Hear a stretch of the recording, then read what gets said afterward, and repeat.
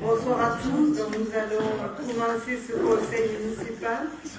Il fait un petit peu moins chaud pour travailler, mais ici il fait bon dans la salle avec du public. Merci d'être là. Donc un certain nombre de procurations à cette période. Vanessa Lemestre à Alain Bedeau, Ludivine Maisonneuve à Chantal Crouzet, Sandra Courèche à Serge Escuré, Thierry Guibal à Jérôme Cabrol, Cécile Caslos-Cas à Marisol Senot et Francis Solman à Sylviane Théry. Donc il faut désigner un secrétaire de séance. Je vous propose, s'il en est d'accord, Yann Reynaud. Merci Yann de tenir ce rôle. Nous devons d'abord approuver le procès-verbal de notre dernière séance du conseil municipal qui avait eu lieu le 6 mai 2025. Pas de remarques particulières? Non, donc je vous propose d'adopter ce procès-verbal à l'unanimité. Merci. Je vais vous faire part des décisions que j'ai prises entre le conseil du 6 mai et aujourd'hui dans le cadre des délégations que vous m'avez données.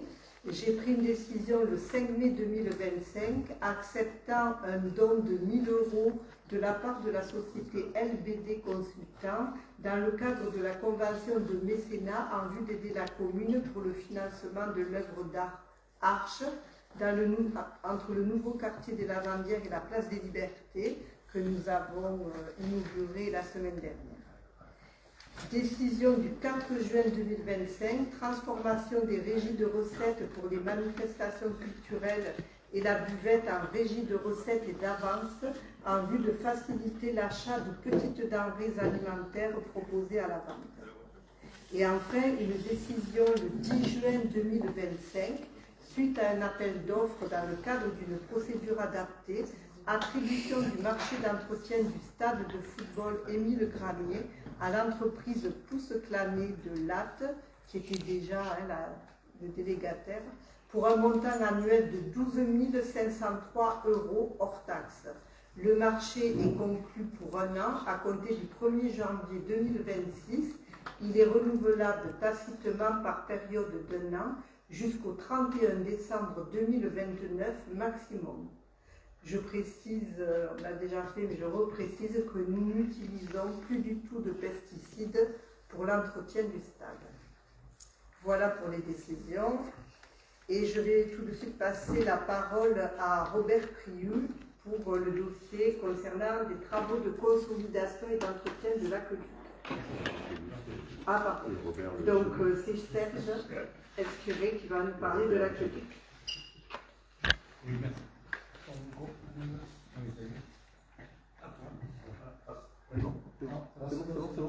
C'est bon, ça marche. Merci. Donc, divers travaux de consolidation et d'entretien ont déjà été effectués sur l'aqueduc de Castries en différents endroits. La commune souhaite aujourd'hui poursuivre ses interventions de sécurisation et d'entretien sur le secteur situé entre le parking de la Croix de Coulombe et la rue du Clos de l'Aqueduc. Il s'agit de 12 piliers qui seront dévégétalisés et remaillés sur la partie supérieure. Les pierres manquantes seront remplacées. Le montant des travaux est estimé à un petit peu plus de 27 000 € hors taxes, soit 32 500 € TTC. Et il est demandé d'approuver la réalisation de ces travaux, d'autoriser Madame le maire à déposer des demandes de subvention auprès de l'État, c'est-à-dire la DRAC, du Conseil régional et de la métropole, dans le cadre du dispositif de soutien à l'acquisition et à la restauration des patrimoines métropolitains. Merci. Est-ce qu'il y a des questions? Alors c'est vrai que pour l'aqueduc, nous n'avions pas budgété vraiment de travaux, puisqu'on a déjà fait une tranche il n'y a pas longtemps, mais évidemment, si on est aidé par l'État et la région, ça sera surtout que sur à prévoir. Cette partie-là, il y a déjà un pain qui pousse, qui est assez haut. Relativement joli. Et combien est-ce qu'on peut espérer de subventions sur... On a en général qu'elle a les 40%. 40%. Parmi tant d'autres. Voilà. Ouais, ça va être bon. Voilà, donc qui est contre, qui s'abstient, unanimité, merci. Et donc maintenant, je passe la parole à Robert concernant les travaux au château des demandes de subvention. Également.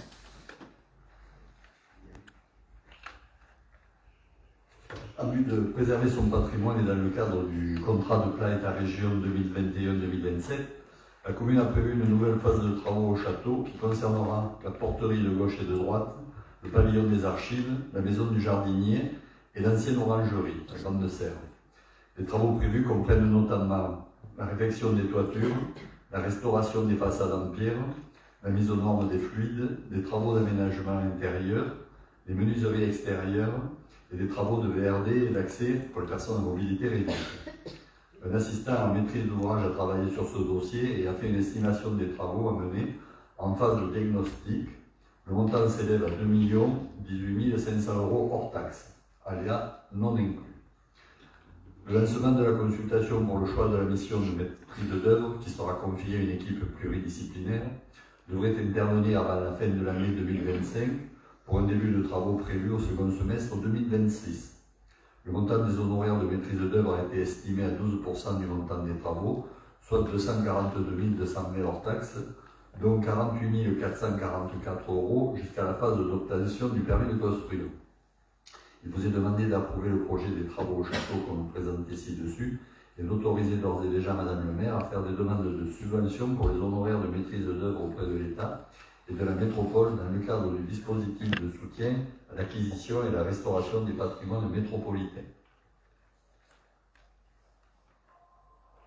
Voilà, je voudrais remercier toutes les personnes qui ont travaillé, Robert, le premier, puis Serge, le DGS, Pierre-Marie, beaucoup Alain, qui ont travaillé sur la priorisation des travaux, puisqu'on sait que dans le cadre du CPER, on a une certaine enveloppe. Il y a encore des travaux à mener, et donc c'est ce qui a été fait avec l'aide d'un professionnel pour concrétiser ce CPER 2, je dirais, dans les mois et les années à venir. Donc je suppose que tout le monde est d'accord pour lancer ces nouvelles tranches. Donc vote à l'unanimité, merci. Ensuite, il s'agit d'un dossier concernant la vente d'une parcelle communale à FDI Habitat pour la réalisation de 24 logements sociaux. Donc vous le savez, la commune est soumise à la loi SRU où on devrait déjà avoir atteint 25% de logements sociaux. Actuellement, on est à peu près à 16%, on va se rapprocher de 18% dans les mois à venir. Il faut donc, là on arrive en fin de période triennale, on va être convoqué devant le préfet, rendre des comptes. Je pense qu'on sera autour de 60% des objectifs. Donc on continuera quand même à avoir des amendes, même si on n'est pas fortement carencé. Notre politique volontariste nous permet, en vendant des terrains moins chers comme aujourd'hui, de ne pas payer d'amende en fait, puisque ces pertes sont défalquées des amendes. Donc là, il s'agit d'une parcelle de 4000 m² qui se situe au-dessus du bassin rue de la Taillade. Donc ce terrain, si on y faisait des logements privés, si c'était un promoteur privé, il est estimé à 728 000 €. Ensuite, il est estimé à 330 000 € pour faire des logements sociaux, hein, avec les calculs qui sont pris en compte actuellement, puisque c'est au mètre carré à la surface de plancher. Mais comme il y a un PUP, le bailleur social va reverser à la mairie 200 000 €, puisqu'il y a un projet de réfection totale déjà de cette rue qui va être construite. Il y a 2 projets sur cette rue, un projet privé mais qui comportera des logements sociaux et ce projet. Donc il y a un projet de réfection de rue qui coûtera plus d'1 million €. Il y a l'agrandissement de l'école, il y a plusieurs choses à financer. Il y a des pourcentages qui sont appliqués sur les promoteurs. Donc ils nous reverseront 200 000 € qui viendront financer une partie de la rue, etc. Donc on propose de défalquer du prix de vente ces 200 000 € parce que sinon l'opération ne pourrait pas être équilibrée. Donc on vous propose de vendre cette parcelle au montant de 50 000 € à FDI Habitat, sachant que la différence sera défalquée des futures amendes dans 3 ans. Dans les années à venir, déjà on n'a pas d'amende parce qu'on a des choses plus récentes à défalquer, et dans 3 ans, 3, 4, et les 3 ans et peut-être l'année d'après, on nous défalquera également les amendes en raison de ces ventes minorées. Voilà. Tout le monde a compris. Est-ce qu'il y a des questions? Non. Donc je vous propose de voter cette vente à 50 000 €. Qui est contre? Qui s'abstient? Unanimité. Merci. Ensuite, je continue avec des logements communaux qui sont loués. La commune est propriétaire d'un certain nombre de logements qu'elle loue à des particuliers ou à des agents de la commune et souhaite conclure pour chacun d'entre eux une convention avec l'ANA. En effet, grâce à ce conventionnement, les logements seront pris en compte dans le nombre de logements sociaux. Et ce qui aidera la commune à atteindre son objectif au regard des obligations de la loi SRU, comme je vous disais tout à l'heure. En contrepartie, bien, la commune loue à un loyer inférieur au plafond de loyer défini au Code des impôts et à des personnes dont les ressources ne dépassent pas certains plafonds. Mais les gens qui vivent dans ces logements remplissent les conditions, donc il n'y aura aucun changement, simplement on conventionne avec l'ANA et les logements seront décomptés dans le nombre de logements. Voilà, donc je vous propose de mettre au voie cette approbation de principe de convention. Là c'est le principe et ensuite je signerai chaque convention avec l'ANA et la métropole aussi. Voilà. Qui est contre, qui s'abstient? Unanimité, merci. ZAC des Sorèdes, approbation d'un avenant, c'est Serge.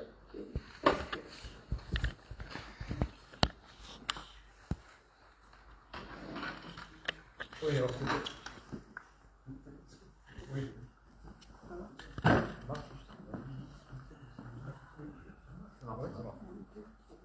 Alors, ce qu'il y a le projet, puisque la délibération du 1er mars, 2012, le conseil municipal a confié à la SAM, devenue SA3M, l'aménagement et l'équipement des terrains de la ZAC des Sorèdes dans le cadre d'une concession d'aménagement signée le 8 mars 2012. Le 3 septembre 2014, une convention d'aménagement tripartite a été signée entre la commune, la communauté d'agglomération de Montpellier devenue métropole et la SAM devenue SA3M pour définir les modalités de mise en œuvre par l'aménageur de sa participation financière aux travaux nécessaires de la desserte de la ZAC, d'incorporation des réseaux de musées et de brut créés au sein de la ZAC dans le patrimoine de la communauté d'agglomération de Montpellier devenue Montpellier Méditerranée Métropole. Cette convention prévoyait notamment une participation financière de l'aménageur de 190 500 € hors taxes, qui se composait de 105 000 € pour les travaux d'extension de réseau à ajuster au coût réel et 85 500 €, soit 450 € par logement, pour le raccordement sur l'intercepteur Est montant forfaitaire. Par délibération du 14 décembre 2021, le Conseil de métropole a modifié les statuts de la Régie des eaux pour étendre le périmètre des missions exercées par cette dernière à l'assainissement sur l'ensemble du territoire métropolitain à compter du 1er janvier 2023. Un avenant à la convention d'aménagement initiale est donc nécessaire pour permettre le paiement du solde dû par l'aménageur au profit de la Régie des eaux. Par ailleurs, la convention initiale prévoyait un ajustement au coût réel des travaux. Pour information, le montant réel des travaux d'extension du réseau a été de 115 544,15 € hors taxes. Compte tenu de la date d'exécution de ces travaux, près de 10 ans, il paraît opportun de ne pas réajuster au coût réel des travaux et de signer la convention sur la base du montant prévisionnel total de 190 500 € hors taxes. Un projet d'avenant à la convention signée en 2014 a été préparé entre la commune, Montpellier 3e et la SA3M et la Régie des eaux de Montpellier pour acter ces deux modifications exposées ci-dessous. Il vous est proposé d'approuver les termes de cet avenant. Voilà, merci. Donc, je précise, la ZAC des Sorèdes qui est sous concession, la construction se terminera à la fin de l'année, puisque les derniers logements ont été construits. Et on devrait, une fois que toutes les dépenses ont été ôtées, on devrait récupérer la commune près de 400 000 € issus de cette ZAC. Voilà. Donc on espère pour 2026 que cette somme rentrera dans les caisses de la commune. Mais bon, je vais vous voir. Donc, est-ce qu'il y a des questions sur cet avenant? Non, qui vient actualiser les choses, simplement. Qui est contre, qui s'abstient, unanimité, merci. Je passe la parole à Alain pour le projet d'extension du STRAM numéro 1. Merci.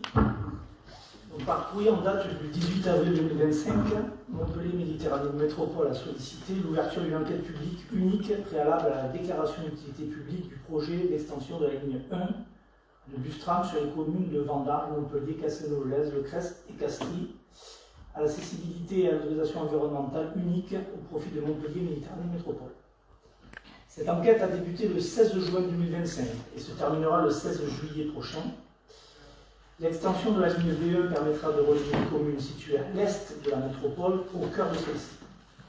Elle sera exploitée grâce à des bus électriques à raison d'un bus toutes les 16 minutes entre 7h et 19h, et toutes les 30 minutes de 5h à 7h et de 19h à minuit. Interruption de trafic prévue entre minuit et 5h du matin. Ce projet s'étend sur 7,3 km et comporte 11 stations accessibles. Les communes concernées par le projet sont appelées à donner leur avis sur la demande d'autorisation au titre des articles L 181-1 et suivants du Code de l'environnement dès l'ouverture de l'enquête publique et au plus tard dans les 15 jours suivant la clôture du registre d'enquête. La nécessité de décarboner les mobilités au sein du territoire métropolitain pour répondre à l'urgence sanitaire et climatique actuelle n'est plus à démontrer. La municipalité souscrit à la volonté de Montpellier Méditerranée Métropole de favoriser un meilleur équilibrage du territoire par un maillage efficace des transports en commun, en site propre, et de proposer une alternative efficace et décarbonée à l'automobile. Les communes de l'Est ne sont toujours pas pourvues d'un TCSP, d'un transport commun en voie propre, mais uniquement de lignes de bus régulières prises dans les embouteillages et avec peu de fréquence. Il est urgent de mettre en œuvre une offre de mobilité à la hauteur des enjeux du territoire. Ainsi, l'utilisation de l'opportunité offerte par l'ancienne voie ferrée, la VFIL, permettra une implantation rapide en minimisant les impacts circulatoires et économiques sur une durée importante du chantier à venir. Les implantations économiques en plein développement et à forte plus-value pour le territoire, notamment en termes d'emploi et de dynamisation du tissu économique local, renforcent la nécessité d'obtenir cette offre de transport au plus vite. Par ailleurs, ces entreprises doivent poursuivre leur activité dans la période de chantier, avec une gêne à la circulation limitée. Un passage par les routes métropolitaines 613 et 610, avec des déviations importantes en chantier, aurait des conséquences dommageables lourdes pour l'activité et le territoire. Une étude approfondie de variantes pour la réalisation d'un itinéraire alternatif évitant la VFIL, via les routes métropolitaines suscitées, retarderait inévitablement la livraison du projet d'extension de la ligne B1 de 2 ans à 2 ans et demi, en raison des délais nécessaires au diagnostic écologique faune-flore 4 saisons. En conséquence, il vous est proposé d'approuver l'ensemble des éléments exposés ci-dessus concernant l'implantation rapide du Bustram, d'affirmer le caractère d'intérêt général que représente le projet d'extension de la ligne 1 de Bustram pour assurer la desserte des communes de l'Est métropolitain et d'appuyer l'importance au regard des enjeux de santé publique et de congestion de sa réalisation dans les délais les plus courts. D'approuver la décision de la métropole d'engager une enquête publique unique pour le projet d'extension du STRAM 1 sur la base du tracé empruntant la voie ferrée et d'accompagner la métropole pour aboutir à un projet permettant de répondre aux attentes de l'ensemble des communes de l'Est en matière de transport en commun et de mobilité dans les délais les plus proches.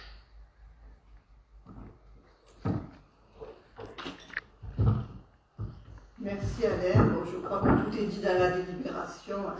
La forte attente de ce transport en commun qui devait arriver initialement en 2025, qui devrait être terminé en 2028. Voilà.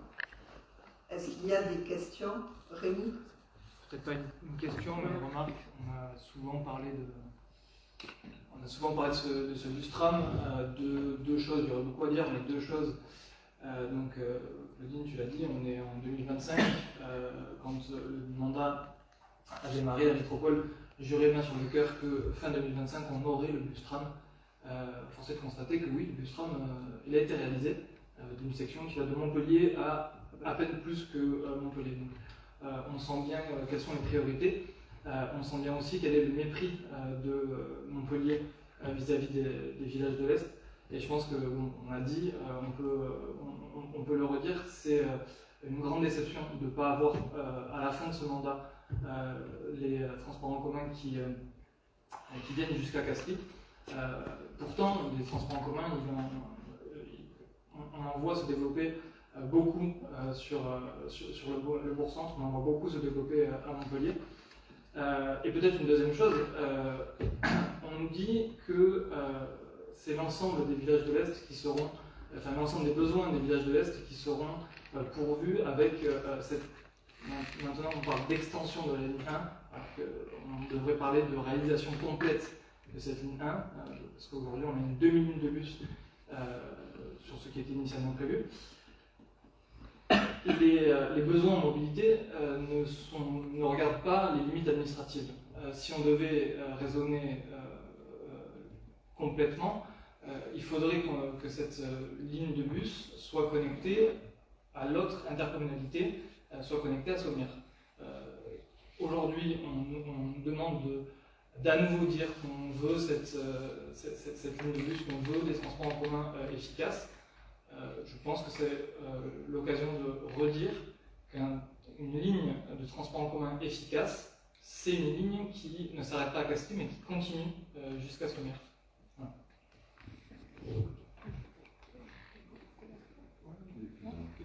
Oui. Pour ajouter. Oui, pour ajouter, moi, Serge? je trouve dommageable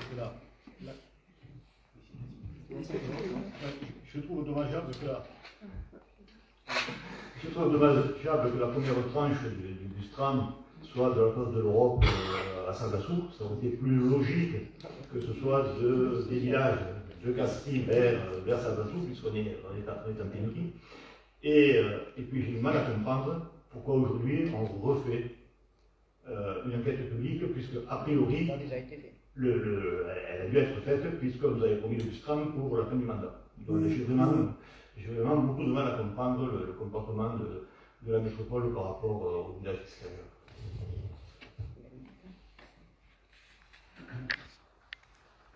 En fait, non, je ne crois pas qu'elle ait été faite l'enquête publique. Nous, puisque toutes ces questions, je les ai évidemment posées, ce qu'on nous répond, c'est que les procédures environnementales sont plus lourdes que ce qu'ils pensaient, ce qui allonge les délais, enfin voilà.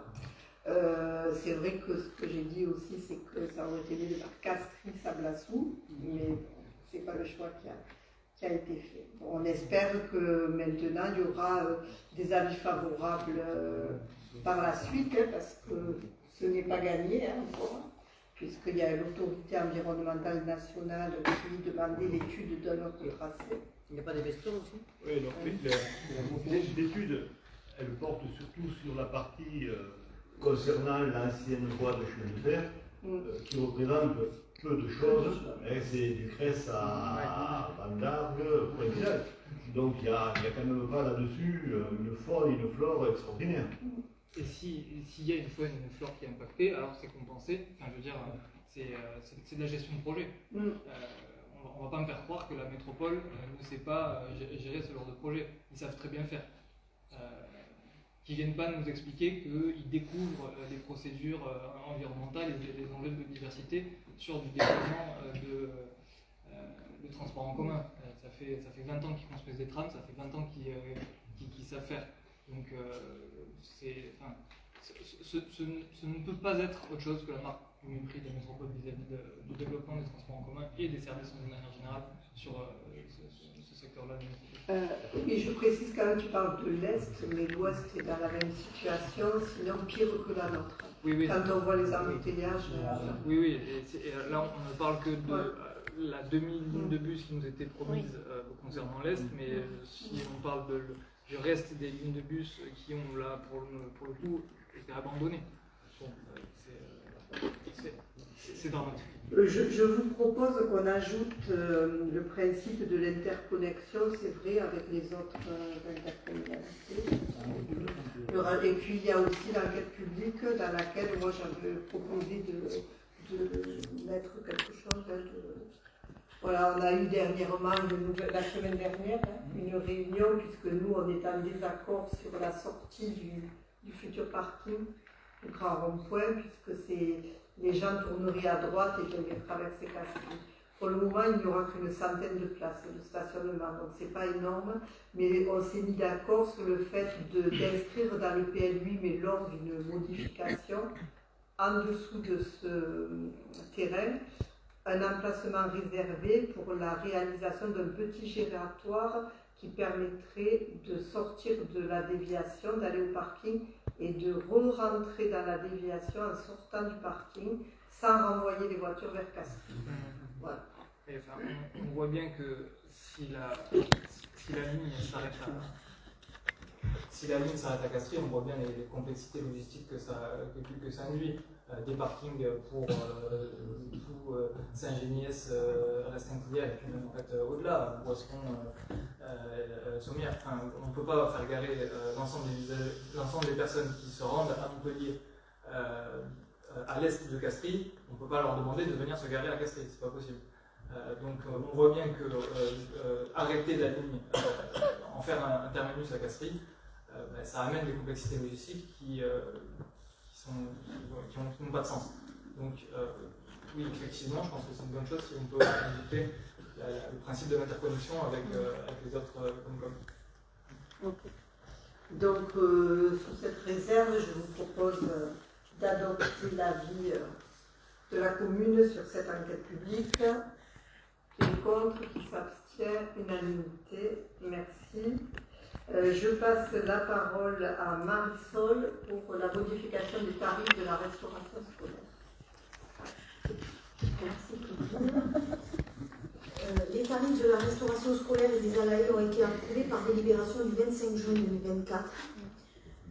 Le tarif d'un repas enfant selon le quotient familial allait de 3,42 à 4,97, l'ALAE du midi de 0,41 à 1,81, l'ALAE du matin de 0,26 à 1,66 et l'ALAE soir ou études de 0,26 à 1,66. Le quotient familial, pour rappel, il est déterminé par le ratio revenu imposable par le nombre de parts. Compte tenu de l'augmentation du prix des denrées et des fluides, une nouvelle grille des tarifs de la restauration scolaire et des ALAE a été établie pour la rentrée de 2025, sur la base d'une augmentation de 2%. Ce dossier a été examiné par la Commission éducation, enfance, jeunesse le 1er juillet dernier. Il vous est donc demandé d'approuver les tarifs suivants. Donc pour un repas enfant, le prix du repas sera de 3,49 à 5,07, l'ALAE du midi de 0,42 à 1,85, l'ALAE du matin de 0,27 à 1,69 et l'ALAE du soir ou études de 0,27 à 1,69. Il vous est demandé d'approuver le tarif adulte de la restauration scolaire, donc 6,34 € pour le repas adulte au lieu de 6,22 €. Et les tarifs pour le centre aéré restent inchangés, 4,76 €, dont 4,14 € pour le repas et 0,62 centimes pour le goûter. Merci Marisol. Je précise que le centre aéré sera également augmenté de 2%, mais pour être toujours au même tarif que le fonds d'Espierre, ça sera à compter du 1er janvier. Donc on votera ultérieurement, ça permettra au CIVOM, on votera en conseil d'administration également l'augmentation en même temps et les familles auront les mêmes tarifs qu'elles viennent dans le centre aéré communal ou intercommunal.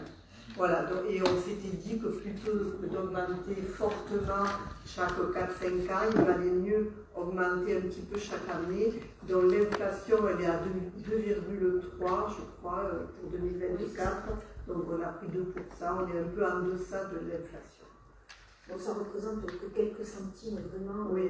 3-4 centimes par poste. Voilà, vous avez des questions ? Je vous propose d'adopter ces nouveaux tarifs. Qui est contre, qui s'abstient, unanimité. Merci. Et je passe la parole à Sylviane pour l'école de musique, les tarifs de l'école de musique. Oui, alors les tarifs de l'école de musique ont été approuvés par délibération du 17 octobre 2024. Alors pour rappel, il y avait 4 tarifs.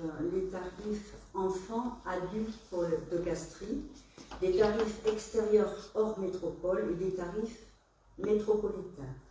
Pour de la formation musicale avec instruments et ateliers, de la formation musicale plus instruments mais un peu plus de durée dans le temps, plus des ateliers et des ateliers seuls avec les professeurs. Donc à ces tarifs, suite à la demande de certains élèves qui voulaient bénéficier d'un atelier mais sans la présence d'un professeur, parce que déjà très avancés dans leur pratique d'ensemble, nous avons ajouté à notre tableau de tarifs, toujours avec nos 4 colonnes, Castries enfants, Castries adultes, extérieurs hors métropole et métropolitain, nous avons ajouté une colonne de tarifs d'ateliers seuls sans professeur. Donc pour les enfants de Castries, la cotisation sera de 130 € par an, pour les adultes de Castries de 140, pour les extérieurs hors métropole, ce sera de 280 €, et pour les élèves métropolitains, ça sera 200 €. Donc il vous est donc proposé d'ajouter cette ligne et d'approuver les tarifs pour les ateliers sans professeur. Bien, merci Sylviane. Je précise, je pense qu'on en avait déjà parlé, que l'école de musique a été réorganisée parce qu'on tient à notre école de musique, mais elle nous coûtait quand même trop cher. Une fois déduit les financements des familles et les subventions, il restait à peu près 140 000 € à la charge de la commune. On souhaitait diminuer ce reste à charge, parce qu'aujourd'hui, les ressources se font rares, et il faut rationaliser nos dépenses. Donc on a profité, Fernando, qu'on a vraiment honoré, qui était très apprécié, parti à la retraite, ainsi que Marie-Claude, qui était la prof de piano, et notre enseignante. Ils étaient fonction publique territoriale. On ne recrute pas sur des postes de titulaires, mais sur des postes de contractuels. On a diminué le nombre de groupes qui nous coûtait assez cher, et ensuite c'est Émilie qui prend en charge toute la partie administrative. Ce qui fait qu'au lieu d'avoir un reste à charge de 140 000 €, on aura un reste à charge entre 60 et 70 000 €. On a quasi divisé par 2 notre reste à charge, le coût de notre école de musique, tout en la maintenant, certains villages l'ayant fermé complètement. Donc nous, on arrive à maintenir notre école de musique, mais avec une dépense inférieure pour la commune. Voilà. Donc je vous propose d'approuver ces nouveaux tarifs. Qui est contre, s'il n'y a pas de questions, bien sûr. Qui est contre, qui s'abstient, unanimité. Merci. Donc ensuite, nous avons un point sur une convention de partenariat avec l'association LMF Asso Santé. Alors, l'organisme La Mutuelle Familiale a été choisi pour porter le dispositif de mutuelle communale au sein de la métropole. Ce dispositif entièrement gratuit pour les communes a pour vocation de redonner du pouvoir d'achat aux administrés tout en luttant contre le renoncement aux soins.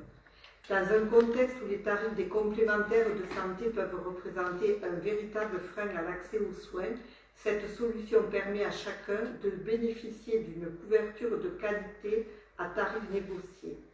Plusieurs communes de la métropole ont déjà choisi de rejoindre cette initiative solidaire, Le Crest, Clapier, Sussargues, Castelnau, Saint-Geniès, etc. Dans le cadre de sa politique sociale visant à améliorer les conditions d'accès à une couverture de frais de santé, la municipalité souhaite accompagner l'accès aux dispositifs mutuels de communes à destination des habitants de la commune par le biais d'une convention avec cette LMF Asso Santé, afin de pallier aux inégalités d'accès aux soins des personnes qui, par manque de moyens, font l'économie d'un organisme de complémentaire santé. Cette association présente des solutions auprès de la mutuelle familiale avec laquelle elle a souscrit des contrats collectifs et mutualisés à adhésion facultative. Ce dispositif s'adresse à certains publics, les jeunes sans emploi, les seniors, les agriculteurs, les chômeurs, les intérimaires, certains salariés en CDD, certains salariés à multi-employeurs, dans une certaine précarité parfois, certains salariés en CDI à temps partiel ou plus généralement toutes les personnes n'entrant pas dans le cadre des obligations de l'accord national interprofessionnel et souhaitant améliorer leur couverture maladie complémentaire. L'association LMF Asso Santé s'engage à assurer une ou plusieurs réunions d'information auprès de la population sur ce dispositif ainsi que des permanences dans des locaux mis à disposition gratuitement par la commune. Cette convention est conclue jusqu'au 31 décembre 2025 et se renouvelle chaque année par tacite reconduction par période d'un an. Il vous est proposé d'approuver les termes de cette convention et m'autoriser à la signer. Donc nous avons aussi ma commune, ma santé, qui est une autre option. Donc on ouvre davantage de possibilités selon les situations de chacun. Il peut y avoir des choses plus intéressantes qui seront proposées avec cette association LMF Asso Santé. Il nous a semblé préférable d'ouvrir le champ des possibles. En fait, ma commune et ma santé, c'est une courtière. Voilà. Et donc, vous intégrez cette mutuelle en plus dans le choix. Voilà. Oui, ma mutuelle, ma santé, c'est une sorte de courtier qui intégrera et qui pourra conseiller aux gens, en fait, cette LMF Asso Santé, si c'est plus intéressant pour eux. Donc, tout le monde est d'accord pour la signature, pas de questions. Je mets aux voix qui est contre, qui s'abstient. Unanimité, merci.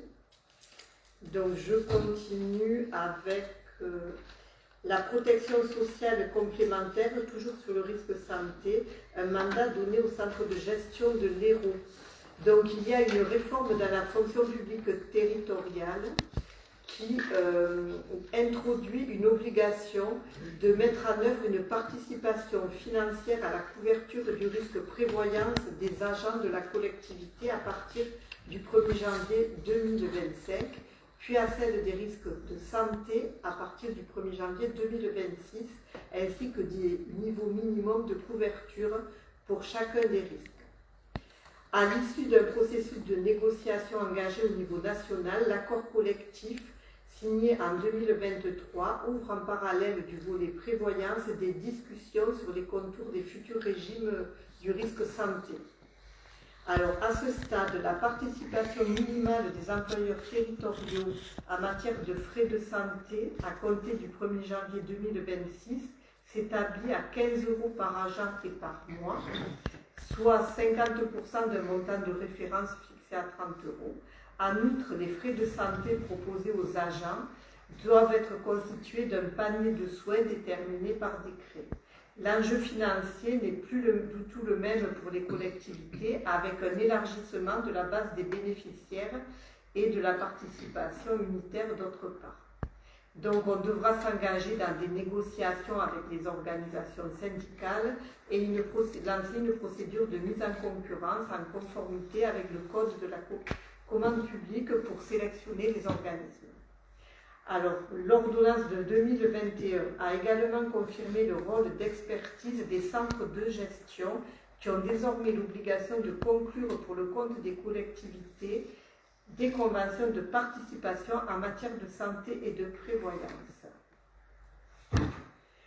Au regard de ce contexte, compte tenu de la complexité et l'expertise imposée par ce type de dossier et afin de répondre à l'ensemble de ces enjeux, le Centre de gestion de la fonction publique territoriale de l'Hérault a décidé d'engager un marché départemental afin d'être en mesure de proposer à l'ensemble des employeurs publics du département et à leurs agents une offre pointue et adaptée aux différentes problématiques rencontrées à compter du 1er janvier 2026.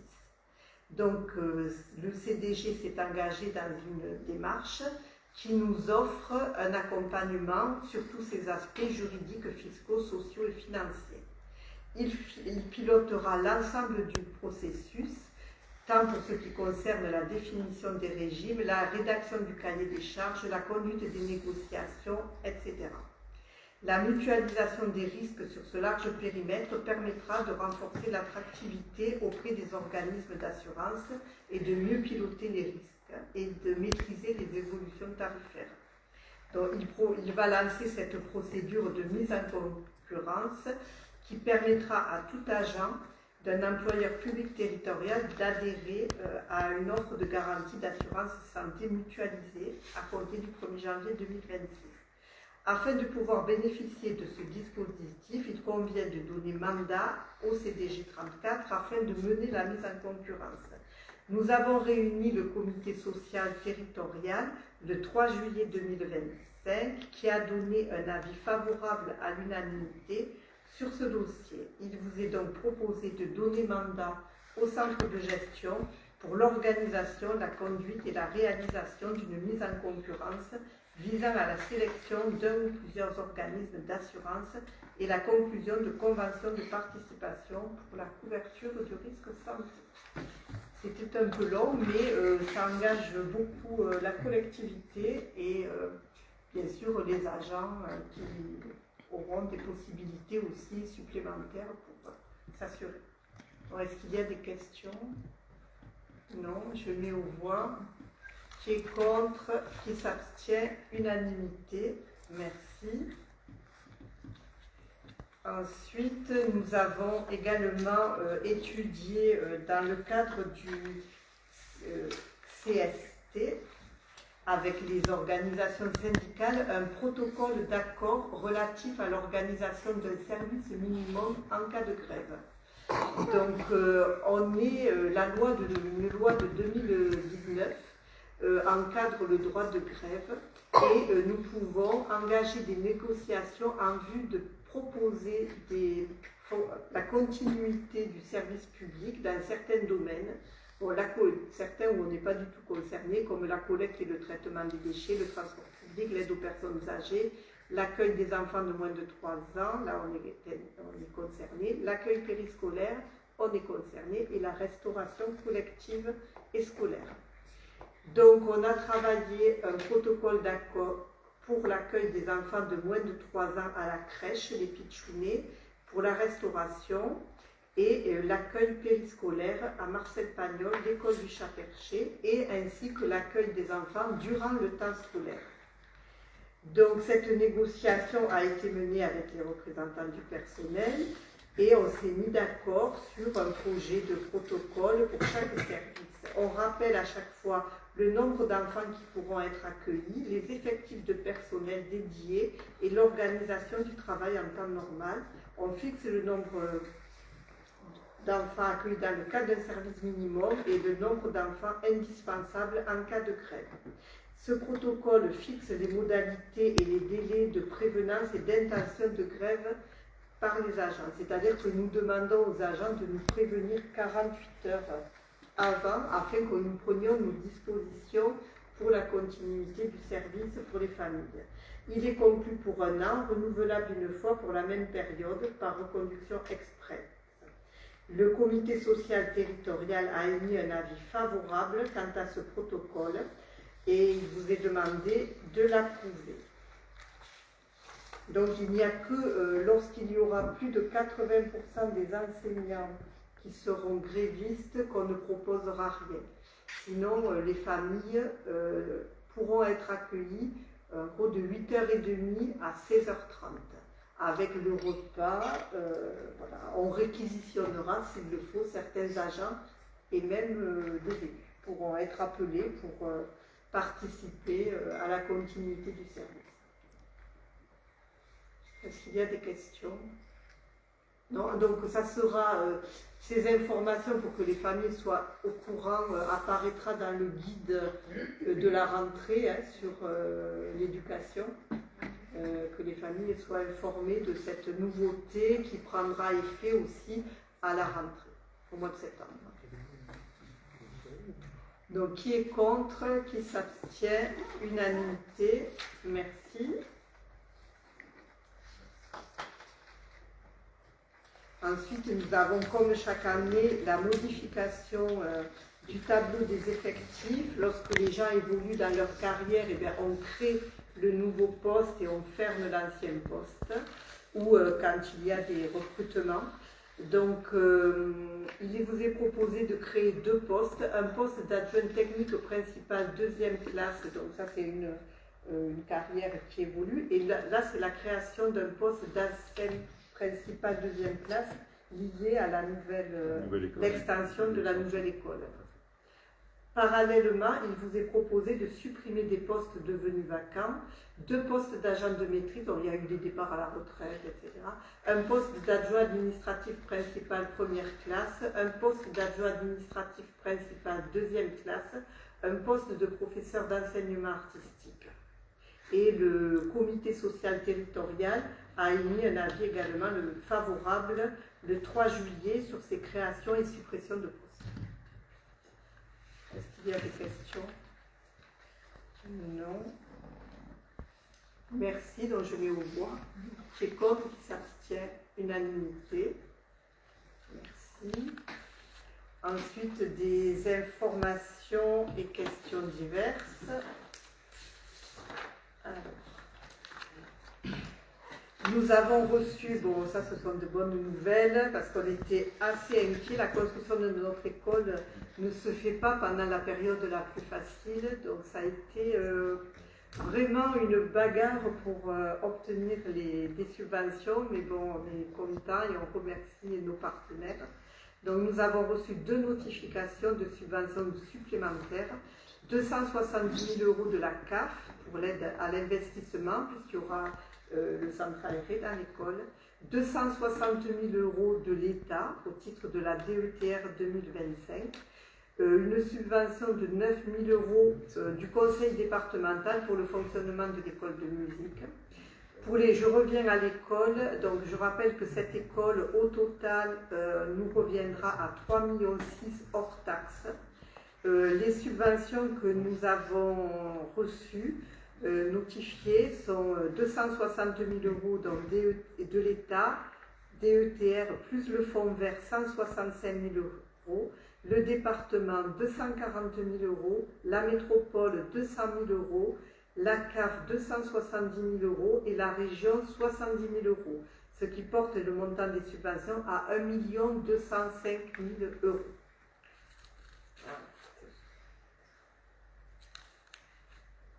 Voilà pour ces informations. Ensuite, au niveau de l'agenda, de ce qui va se passer ou ce qui s'est passé, donc la place du Cartel, bien écoutez, les travaux suivent leur cours. Ça sera fini, pas tout à fait. Il y aura des petits coins un peu goudronnés de manière provisoire avant la fête. Mais la fête et les taureaux seront bien sur la place avec des nouvelles barrières, etc. Il y a les jeudis gourmands ce soir et puis tous les jeudis de juillet. La semaine dernière, alors il a plu juste avant, mais il y avait quand même du monde et les commerçants étaient contents. Nous avons inauguré l'œuvre d'art Arche la semaine dernière avec des danseurs, avec les enfants du conseil municipal des jeunes, les enfants des écoles qui ont fait un beau travail avec les artistes, la médiathèque, etc. Donc les artistes étaient là et c'est quelque chose d'original qui va rentrer dans le paysage castriote avec du sens, voilà, du sens. La signature du bail amphithéotique avec le château aura lieu demain après-midi à 15 h avec la société AV Extended, donc au château demain, 15 h.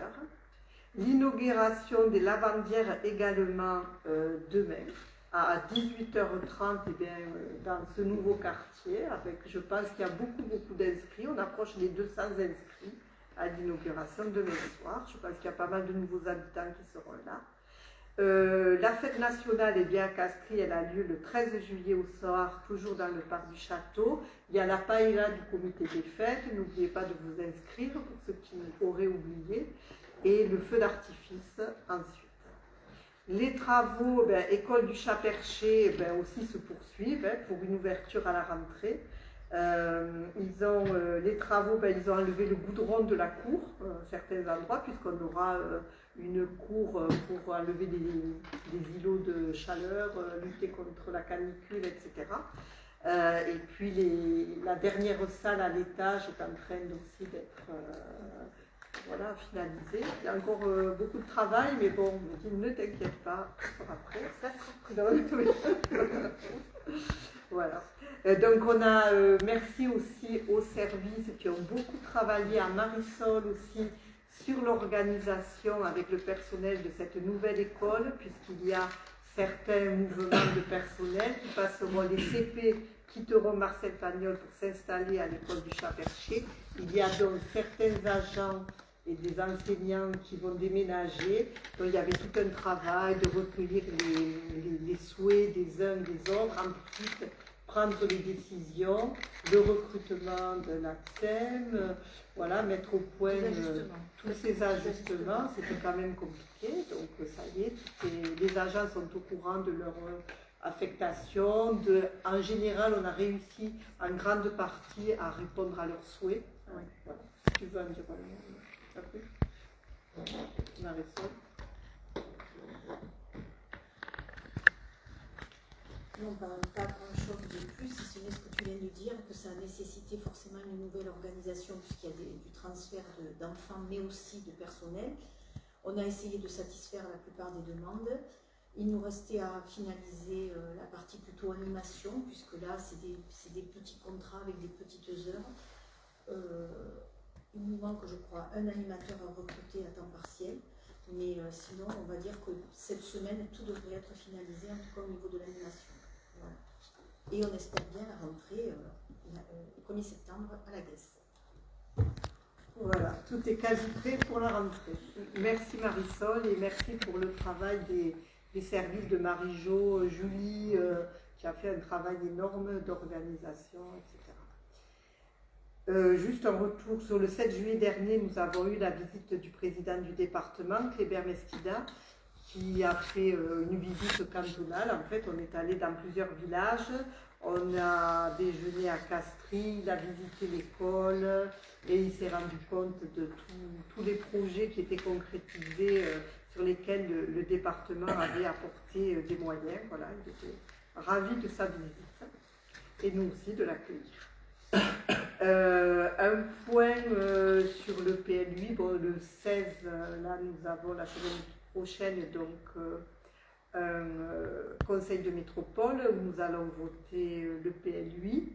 Voilà, donc il y a eu des discussions jusqu'au dernier moment, mais bon, ce PLUI devrait être voté. Il y aura certainement très vite une modification avec des études complémentaires, pas sur Castries, mais qui concerneront d'autres villes que Castries, et des modifications qui pourront être apportées si on a des souhaits particuliers et des souhaits qui soient entendables d'un point de vue juridique.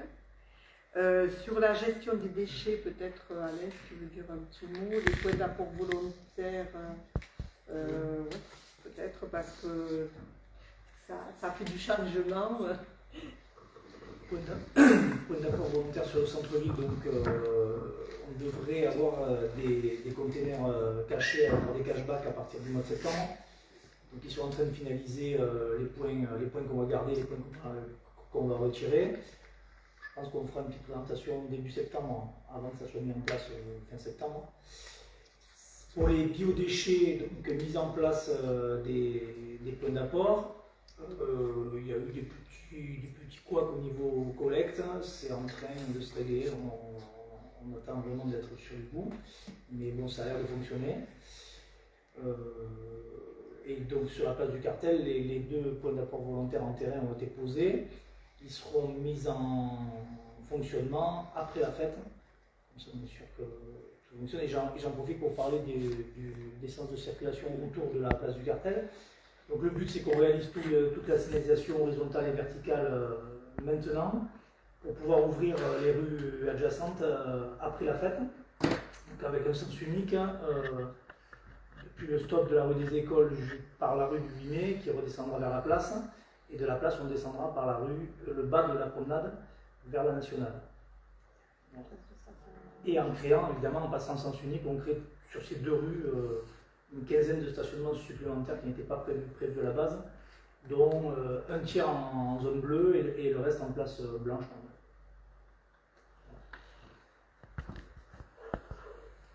Voilà, merci. Ben, la fête votive donc, du 1er au 6 août et une réunion bien sûr sur la sécurité s'est tenue comme chaque année, une réunion préparatoire lundi soir.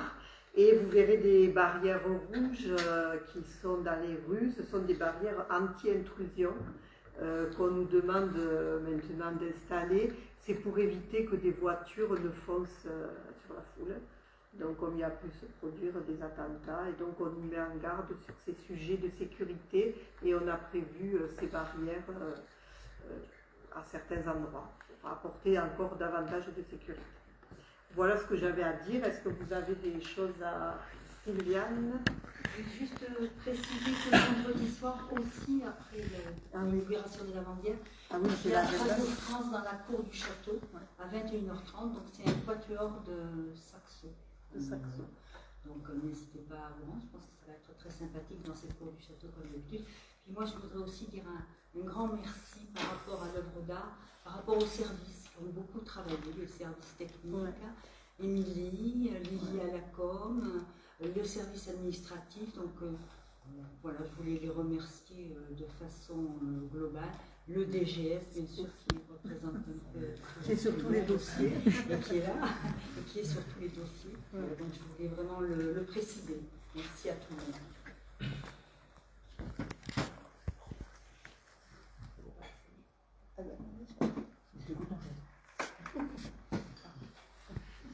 Moi, je veux rappeler le repas des aînés qui aura lieu le lundi soir de la fête. Sur l'agenda, il y a eu un coupon-réponse à retourner. Donc pour les personnes de plus de 65 ans, à retourner avant le 29 juillet. Et à Marcel Pagnol. Oui, et cette année, ça sera à Marcel Pagnol et pas à la Guesse en raison des travaux. Oui, en raison des travaux.